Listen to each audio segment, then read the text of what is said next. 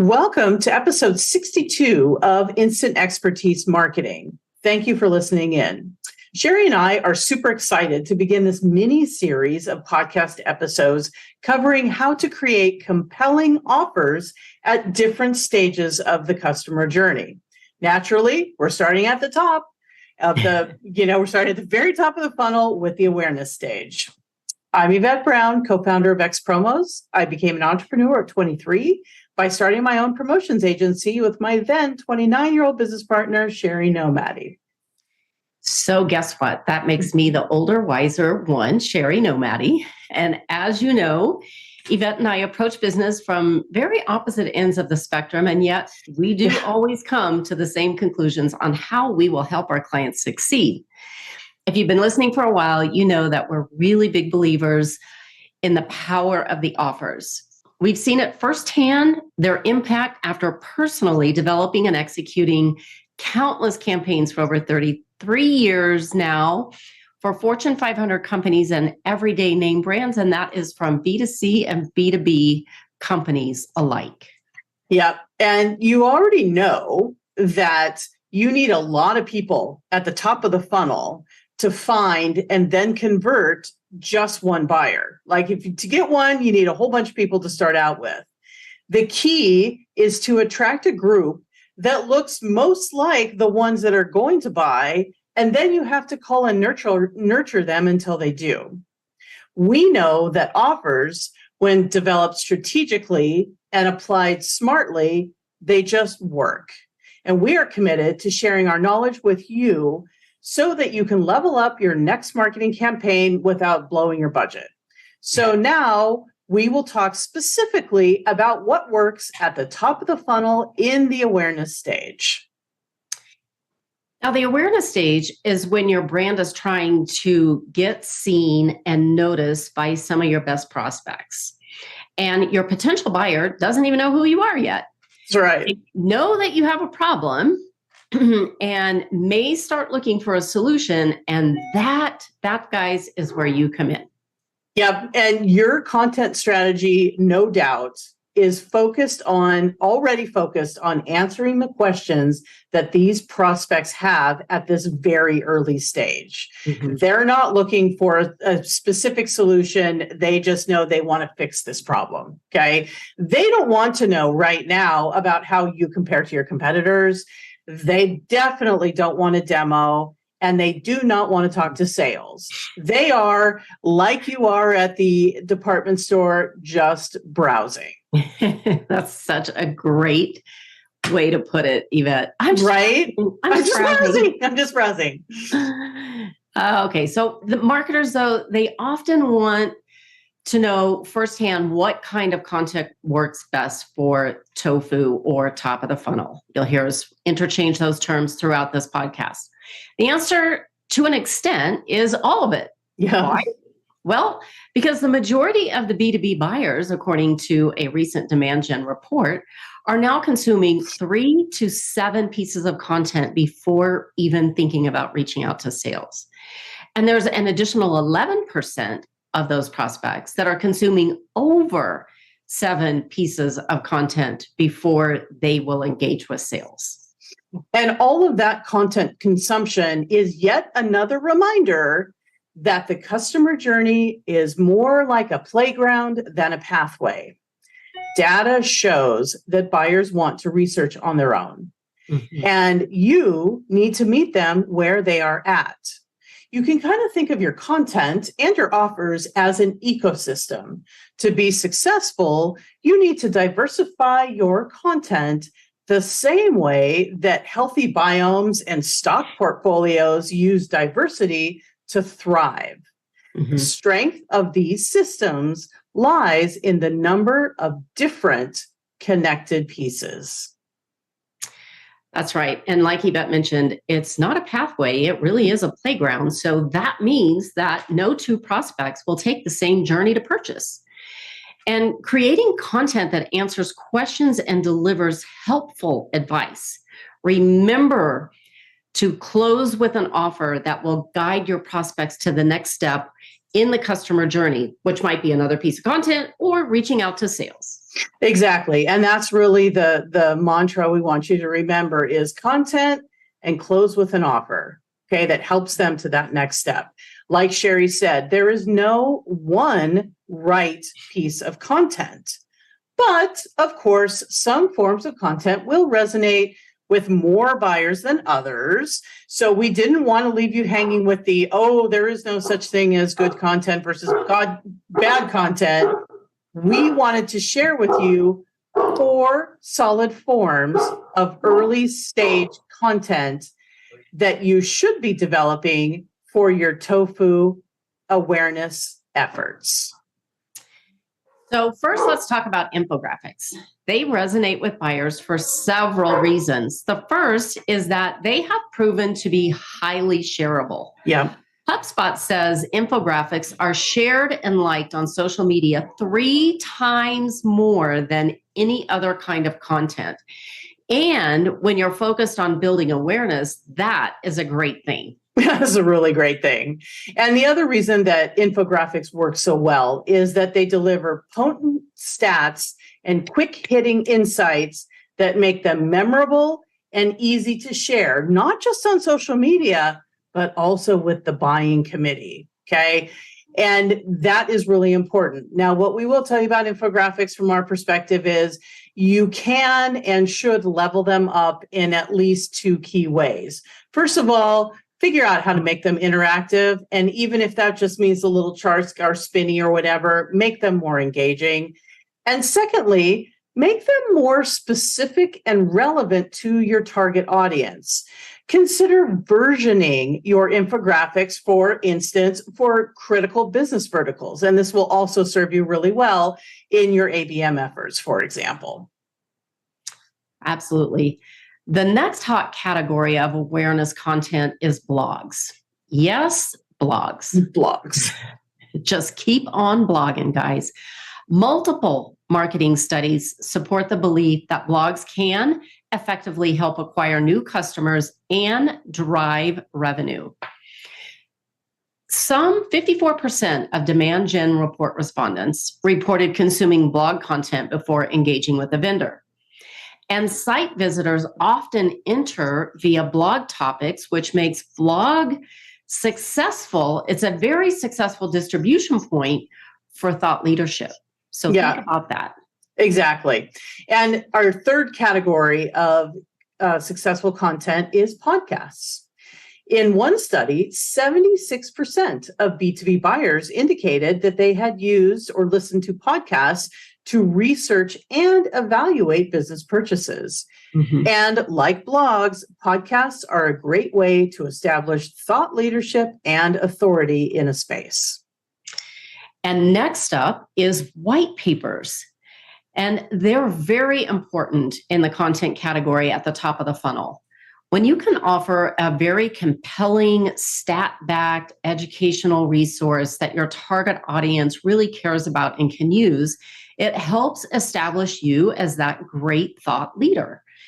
In fact, 75% of buyers are willing to share their contact information in exchange for white paper gold. So start creating your gold. Exactly. So there you have it.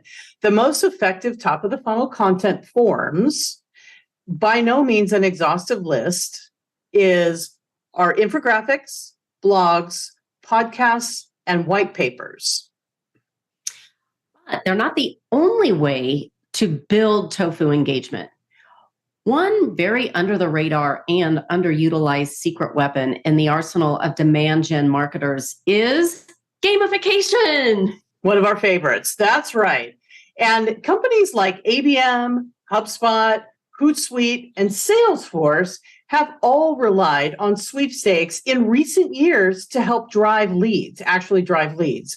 According to the available data, each campaign that they have run with a sweepstakes has driven roughly 5,000 leads, and with a conversion rate that ranges from 26 to 54%.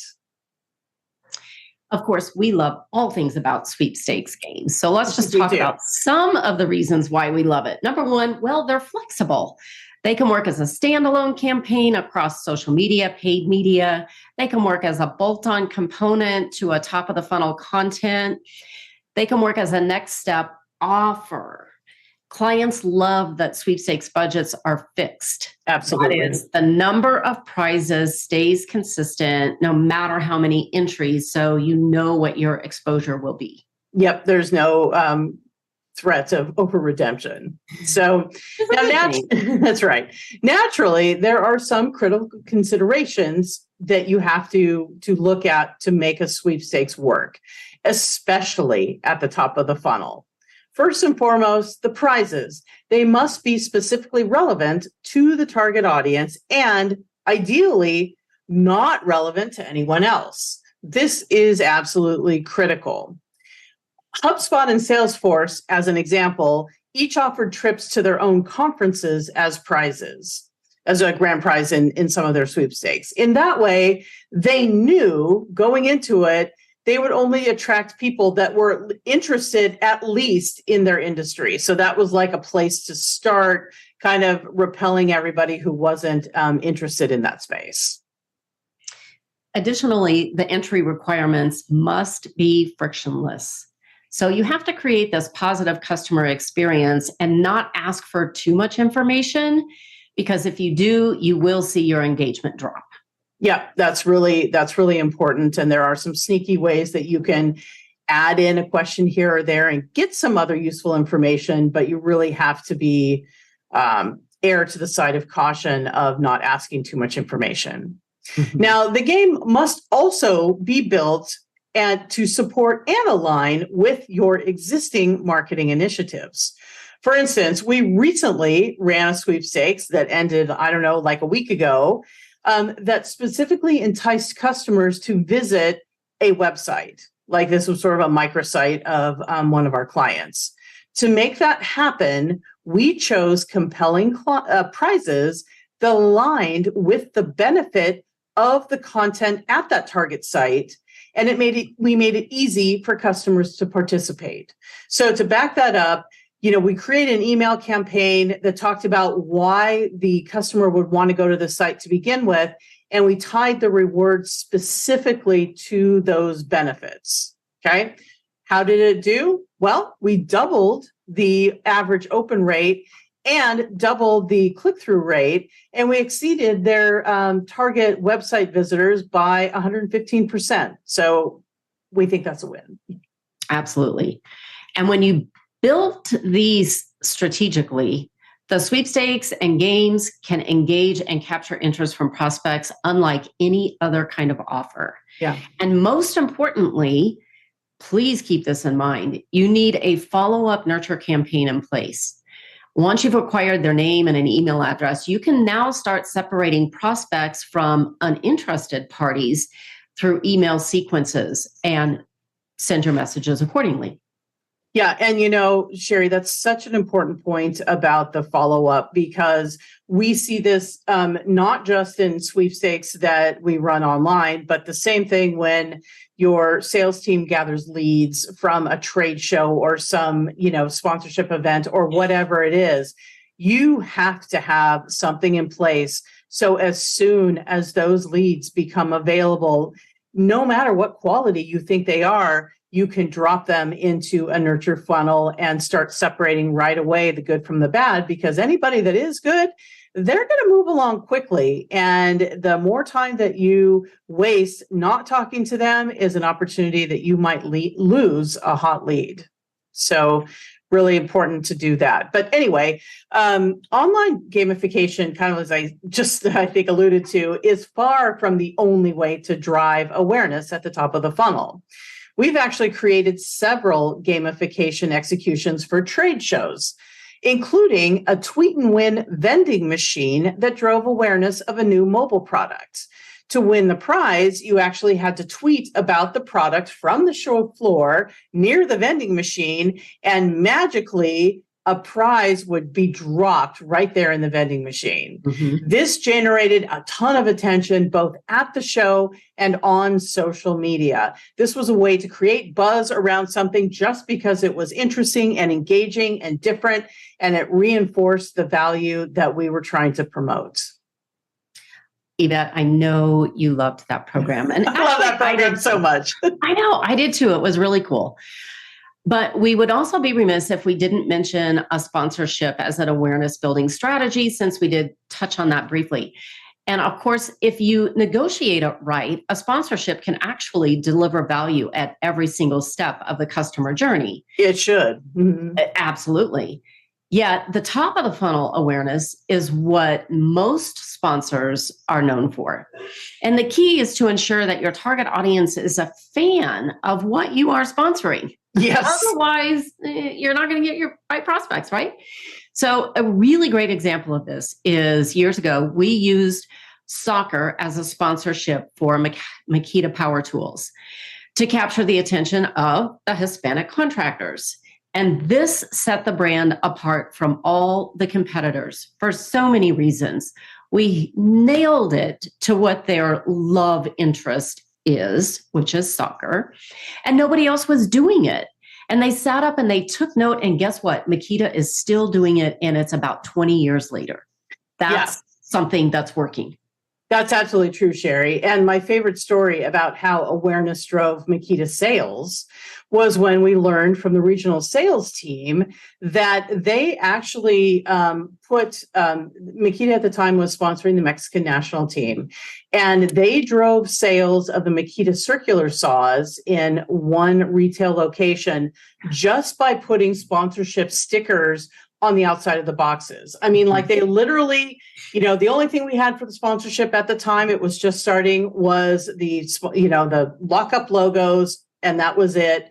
Sent them out as stickers. These guys put them on the packaging. That was it. And guess what? They blew off the shelves. Okay. And at that point, the sales guys were sold, and they're like, wow, we see the power of this brand right now. And that really explains, as Sherry said, why they continue to engage with the sponsorship for decades. And each of these programs drove awareness and ultimately sales for our clients in very different ways. And that's the takeaway. There's really no single correct answer. Just make sure it's strategically sound. Yes. And results come when you consistently provide helpful information to your ideal customer persona at the top of the funnel. Okay. Mm-hmm. You get results when you give them a reason to engage. And then you create offers that help guide them to that next step in the customer journey. And that's a wrap for today, guys. So thanks for listening in. Join us for our next episode as we cover offers at the consideration stage of the customer journey. Also, remember to subscribe to our channel so you can get alerted on our new content, and even better, join our newsletter for more in-depth coverage. You'll find both of those links in the show notes.